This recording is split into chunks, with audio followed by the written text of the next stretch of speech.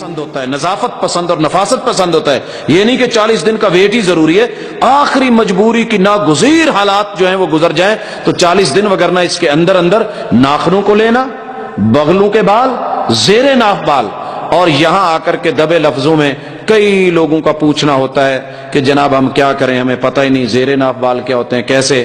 ناف ہم کس کو کہتے ہیں؟ دھنی کو. کنایتاً یہ لفظ استعمال کیا گیا ہے. تو ناف کے نیچے جو بال ہیں، مونڈنے کون سے ہیں؟ جس کو صفائی کس سے کرنی ہے؟ جو آپ کے جوانی کے بعد اگے ہیں. جو جوانی سے پہلے ہیں بے شک وہ ناف کے نیچے ہیں، وہ بال مونڈنے والے نہیں ہیں. لیکن جو جوانی کے بعد اللہ تعالیٰ نے انسان کے ساتھ، مرد اور عورت کے ساتھ معاملہ رکھا ہے، ان کو 3 طریقوں میں سے کسی بھی طریقے سے اتارا جا سکتا ہے. اور خصوصی ہمارے یہاں مشہور ہے کہ عورت جو ہے بلیڈ کا یا لوہے کا استعمال نہیں کرے گی. بھائیو یہ پتہ نہیں ہم لوگوں نے کہاں سے لے لیا. ان بیچاریوں کے ساتھ وہ مسائل ہو جاتے ہیں جلد کے کیمیکلز کے ساتھ لگا کر کے، جو اللہ تعالیٰ نے استحداد میں، لوہا طبی چیز ہے، اور احادیث کی ساری کتابوں میں استحداد المرأہ کے لفظ موجود ہیں، ان تستحدہ کے لفظ موجود ہیں.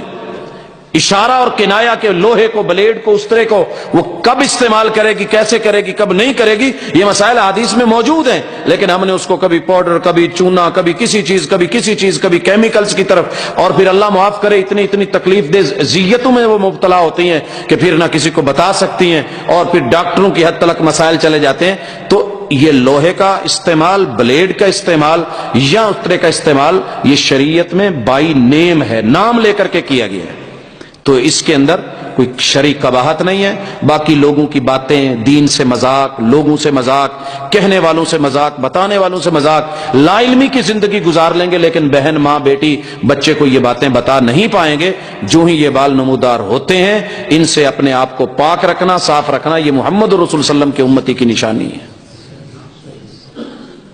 مجھے امید ہے کہ اتنی باتیں کافی ہیں.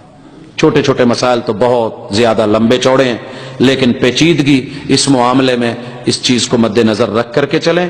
اللہ تعالی ہمارا حامی و ناصر ہو. اگر کوئی کمی بیشی رہ گئی ہے اللہ مجھے معاف کرے. اگر کہیں الفاظ میں بڑی کوشش کی ہے کہ میں نے ان کو پردے کے اندر رکھ کر کے بات کروں کہ بات چھپی بھی نہ رہے، سمجھ بھی آ جائے، اور اشارے اور کنائے کے اندر جو ہے وہ معاملہ وہاں تک پہنچ جائے جہاں تک ہم نہیں پہنچ سکے. اور اس میں آخر میں پھر ایک مشورہ دینا چاہتا ہوں کہ اپنے گھر میں ایک کتاب ضرور لے کر کے آئیں، کتاب الطہارہ. اس کا اردو میں جو ترجمہ ہے خصوصی طور پہ اس کو اپنے پاس رکھیں. یا اقبال کلانی صاحب کی کتاب تھی طہارت کے مسائل یا بیان، تو وہ جو ہے اس کو بھی اپنے پاس رکھیں.